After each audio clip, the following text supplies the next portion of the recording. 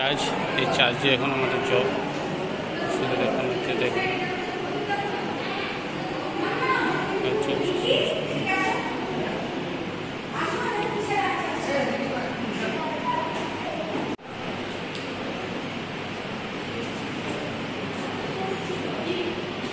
বন্ধুরা, এখন আমি একটু পুরুলিয়ার সেন্ট জেভিয়ার্স স্কুলের ভিতরে চার্চের পাশে একটা কাঁঠাল গাছ, যেহেতু আমি যে কাঁঠাল দেখো বা কাঁঠাল এইখানে, ওইখানে,